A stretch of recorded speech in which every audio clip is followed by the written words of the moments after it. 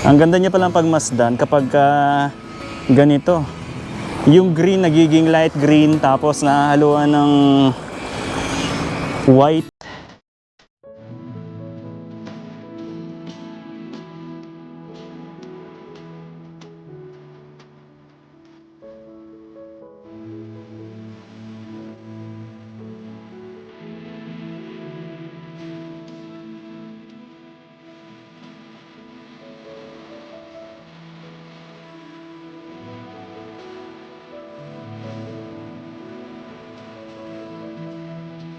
Sa footbridge ngayon, maraming tao. Ayan, nag-picture taking sila. Hapon na kasi, alas 5 na ng... Alas 5 ba? Mag-alas 5 na ng imedya na ng hapon. So, wala na masyadong araw. Kaya ito, medyo dumadami na ulit yung tao ngayon dito sa Manila Bay. Dito tayo dumaan sa dito. Andito yung mga truck ngayon na ginamit dito para sa Dolomite Sand. Tapos, hindi ko alam kung may binago sila rito or tinaasan ba nila to.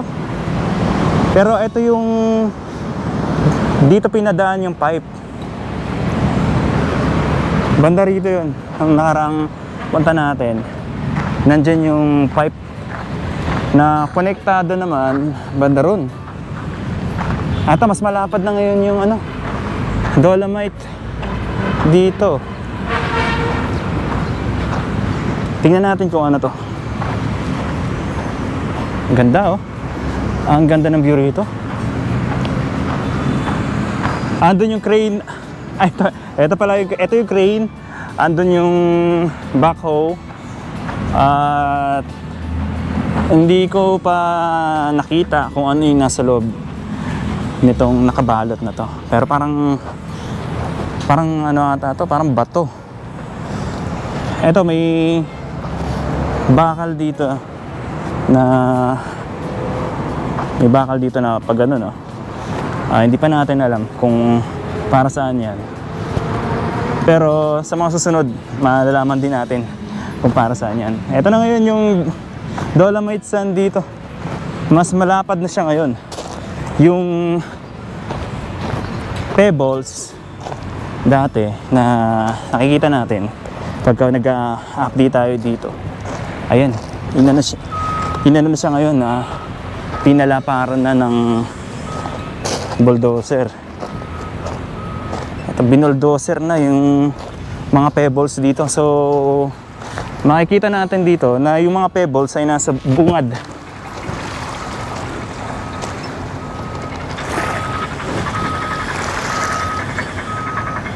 Oh.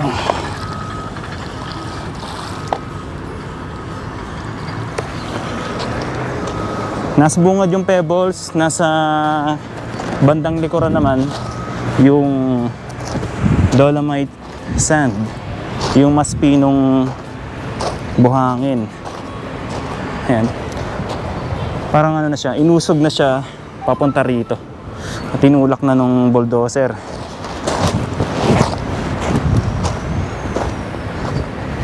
Hindi pa natin alam kung anong plano rito. Baka pwede rin siguro yung ilalim, pebbles, para mas matibay yung pundasyon ng Dolomite Sand. Tapos baka papatungan din ito nung mas pino na Dolomite Sand. Ayun na yung Mandamus Building. Ganda na kulay ng ano dito, dagat. Green na green, tsaka malinaw.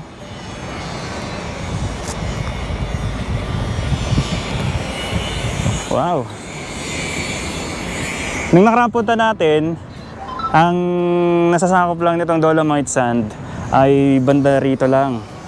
Ngayon, parang nadagdagan siya ng I think 20 meters na lapad ngayon. Estimate ko mga nasa 20 meters yung pinusog nitong Dolomite Sand dito. Dolomite Beach. So nasa bungad ay etong pebbles. O, dolomite pebbles. Eh, nasa likuran naman itong dolomite sand. Ayun oh, ang daming isda oh. Teka, gusto ko makita. Gusto ko ipakita sa inyo yung mga isda rito eh. Oh. Nabulabog ko sila. May mga isda rin na maliliit dito. Ang bibilis lumangoy oh.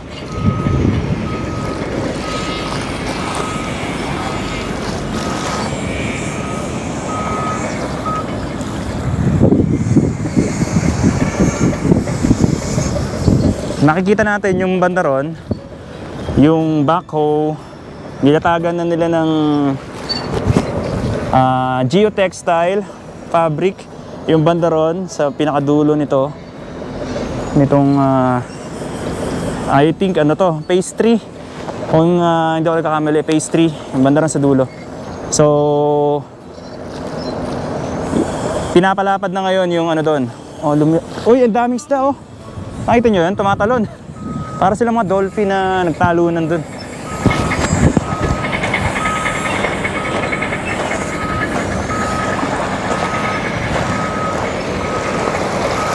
Oh!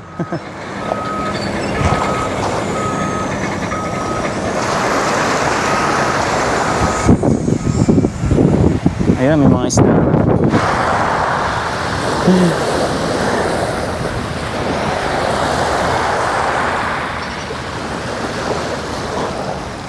Pinasok na yun ng tubig dito.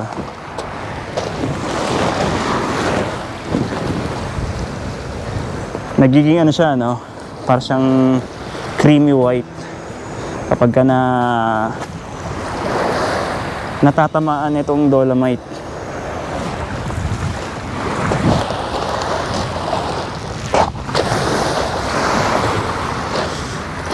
Grabe. Ang ganda tignan, eh.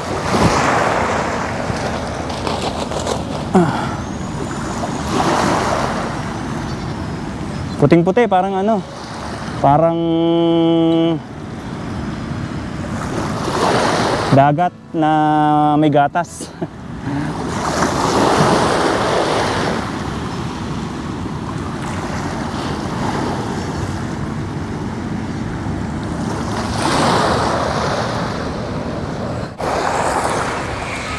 Ang ganda niya palang pagmasdan kapag ganito. Yung green nagiging light green tapos nahaluan ng white dahil nga kumakatas itong dolomite. Nag-iiba yung kulay niya, nagiging light green siya. Tsaka ang ganda niya tingnan. Maganda yung kulay lalo pag nasa taas yung view. Talagang nakaka-amaze yung kulay.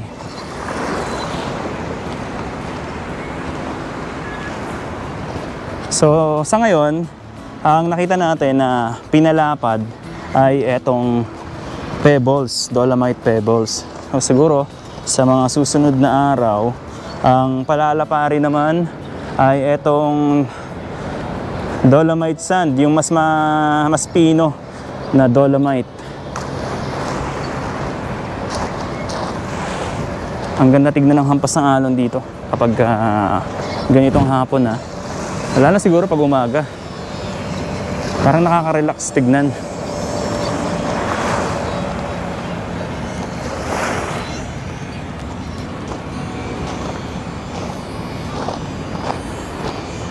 Alright, so sa ngayon ay hindi pa open for public etong Dolomite Beach. Pero yung banda ron sa may bandang malapit sa may Raha Sulaiman, yun, open na yun for public.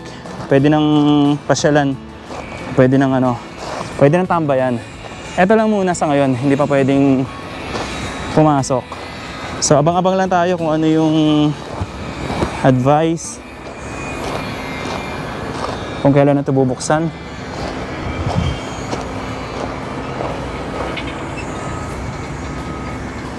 Ayan.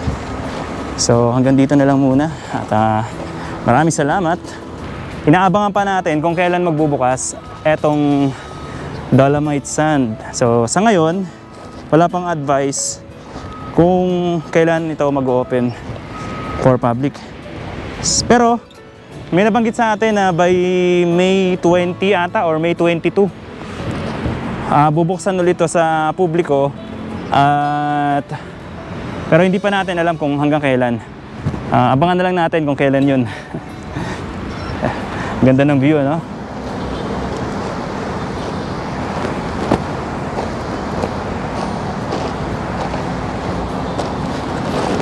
So hanggang dito na lang muna. At maraming salamat nga po pala sa laging pagsama sa akin sa mga updates. And thank you so much. Maraming salamat po. Magkita-kita ulit tayo sa mga susunod pang updates. So thank you so much. And God bless po sa inyong lahat.